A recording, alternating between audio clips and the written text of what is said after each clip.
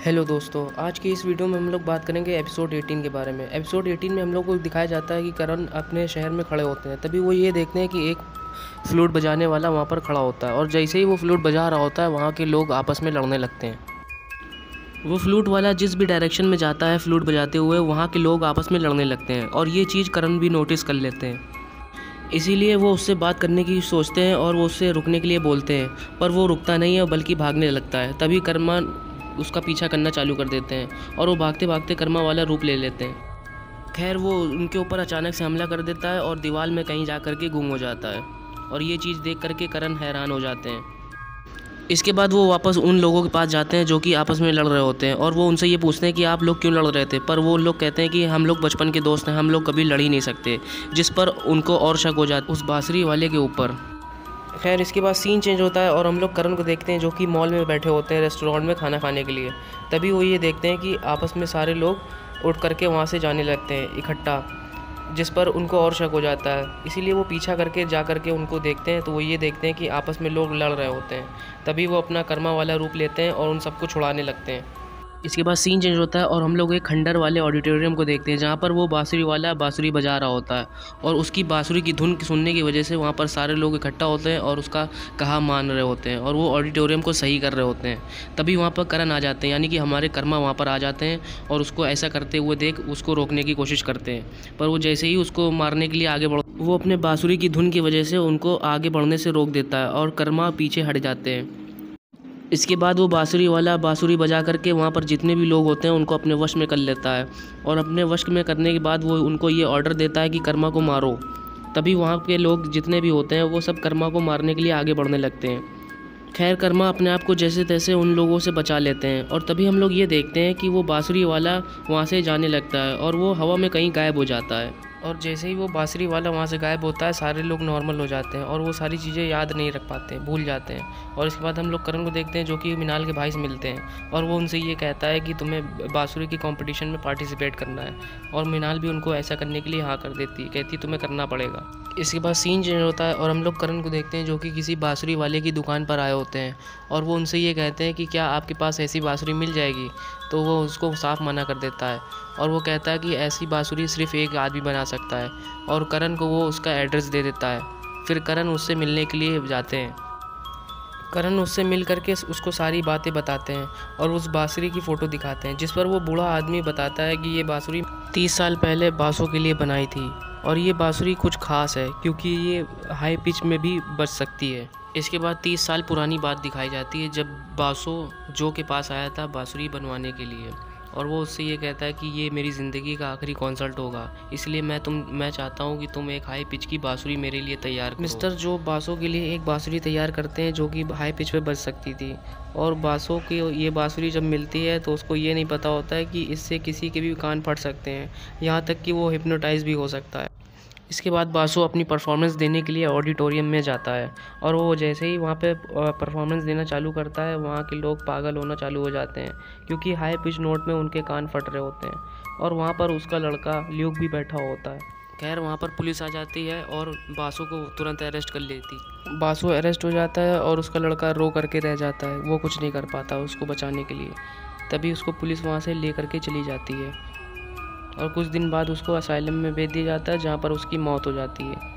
इसके बाद scene change होता है और हम लोग वापस प्रेजेंट में आ जाते हैं, जहाँ पर वो बूढ़ा आदमी करण से बताता है कि उसके बाद उसका बेटा ल्यूक कभी भी कहीं नहीं दिखा, और ना ही उसने कभी भी किसी भी टूर्नामेंट पार्टिसिपेट किया। इसके बाद सीन चेंज होता है और हम लोग वही खंडर वाले ऑडिटोरियम को देखते हैं, जहाँ पर वो बांसुरी वाला लोगों को इकट्ठा करके लाया था, और वो बांसुरी बजाते हुए ले जा रहा होता है उन लोगों को। तभी वहाँ पर करण यानी कि अपना कर्मा आ जाता है और उसको ऐसा करने से रोकने लगता है।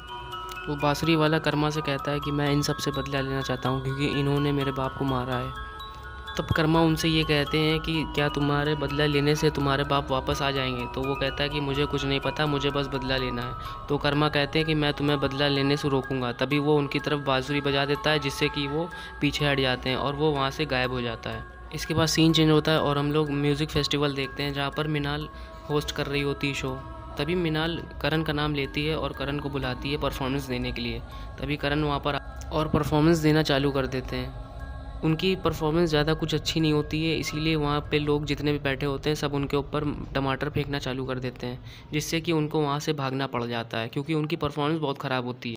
अब इस सिचुएशन के बाद करण बहुत ही सैड हो जाते हैं और बाहर बैठ कर के सोच ही रहे होते हैं कि सबके सामने मेरी इज़्ज़त का फालूदा हो गया, कि तभी वहाँ पर हम ये देखते हैं कि वो डेविल फ्लूटिस्ट वहाँ पे आ जाता है और उनसे ये कहता है कि करण तुम मेरी बात सुनो।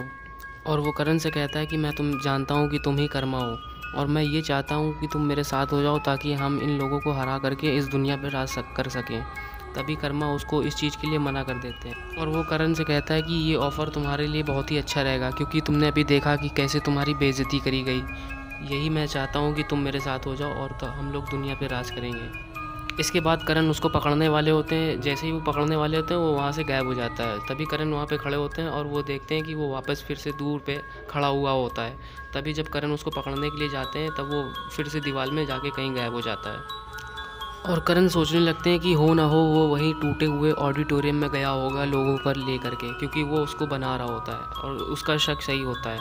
वो जैसे ही वहाँ पर जाते हैं तो वो ये देखते हैं कि ऑडिटोरियम में वो मौजूद होता है, इसीलिए वो उसको रोकने की कोशिश करते हैं पर उसकी फ्लूट के आगे वो कुछ नहीं कर पाते। इसके बाद करण उसी ऑडिटोरियम में जाते हैं जहाँ पर उन्होंने परफॉर्मेंस दी थी और वो ये देखते हैं कि मिनाल का भाई वहाँ पर सो रहा होता है और वो उसको जगा करके ये पूछते हैं कि मेरी परफॉर्मेंस तुमको कैसी लगी। तब वो कहता है कि तुम्हारी परफॉर्मेंस बहुत ही बेस्ट थी। करण ये देखते हैं कि वो अपने कानों में हेडफोन लगाया होता है और करण ये समझ जाते हैं कि उसने मेरी परफॉर्मेंस सुनी ही नहीं। इसी बात से करण को एक आइडिया आता है उस फ्लूइड से बचने का। वो ये समझ जाते हैं कि फ्लूइड से बचने का सिर्फ एक ही तरीका है, क्यों ना मैं अपने कानों में हेडफोन लगा लूँ। और वो ऐसे ही करते हैं, वो हेडफोन लगा करके उसी ऑडिटोरियम में पहुंच जाते हैं जहाँ पर वो बांसुरी वादक वहाँ पर मौजूद होता है। खैर करण को रोकने के लिए वो फिर से बांसुरी बजाता है पर अब कर्मा ने हेडफोन लगा रखे थे जिससे उसका बांसुरी के ऊपर कोई भी असर नहीं होता है। तभी कर्मा उसकी बांसुरी छिना ले। जब कर्मा के हाथों में उसकी बांसुरी आती है तो लूक वहाँ से गायब हो जाता है। इसके बाद वो कर्मा उसकी बांसुरी लेकर के बाहर आ जाते हैं और वो ये सोचते हैं कि ये सारी मुसीबत की जड़ ये बांसुरी है, क्यों ना मैं इस बांसुरी को तोड़ दूं। और वो जैसे ही बांसुरी को तोड़ने वाले होते हैं वो बांसुरी टूटती नहीं है, इसीलिए वो ये सोचते हैं कि क्यों ना मैं इस बांसुरी को समुंदर की गहराइयों में फेंक दूं ताकि ये बांसुरी किसी और को ना मिल सके। और वो ऐसा ही करते हैं, वो उस बांसुरी को समुंदर में जा कर के फेंक देते हैं। अब हम लोग ल्यूक को देखते हैं जो कि टीवी चैनल पर चला जाता है और वो वहाँ पर जाकर के वही धुन बजाना चालू कर देता है, जिससे वो सारे लोग वहाँ पर पागल होना चालू हो जाते हैं और एक दूसरे को मारना चालू कर देते हैं। तभी वहाँ पर कर्मा आ जाते हैं और उन लोगों को छुड़वाने की कोशिश करते हैं और ल्यूक मिनाल के भाई को पकड़ करके अपने साथ ले जाता है और वो कर्मा से कहता है कि अगर तुम इसको बचाना चाहते हो तो तुम मेरी बांसुरी वापस कर दो वरना इसकी जान चली जाएगी। खैर अब मजबूरी में कर्मा को वापस उसकी बांसुरी लेने जाना पड़ता है और वो समुंदर में उसकी बांसुरी को ढूंढ लेते हैं और वो जैसे ही अपना हाथ बढ़ाते हैं उसकी बांसुरी वापस उनके हाथों में आ जाती है। इसके बाद वो फ़ौरन वो उस बांसुरी को लेकर के उसके पास पहुंचते हैं और वो उससे ये कहते हैं कि मैं तुम्हारी बांसुरी ले आया हूँ, इसीलिए तुम उसको अब छोड़ दो। इसीलिए वो उसको छोड़ देता है और वो जब वो बांसुरी मांगता है तो वो कर्मा उसको दूसरी बांसुरी दे देते हैं, जिस पर वो कहता है कि तुम मेरे साथ धोखा कर रहे हो, ये मेरी बांसुरी नहीं है। इसके बाद कर्मा उसको 4-5 बांसुरी देते हैं और कहते हैं कि क्या ये तुम्हारी बांसुरी है? वो कहता है नहीं। फिर वो कहते हैं कि क्या ये तुम्हारी बांसुरी है? वो कहता है कि नहीं। फिर कर्मा उससे कहते हैं कि शायद मैंने तुम्हारी बांसुरी तोड़ दी है।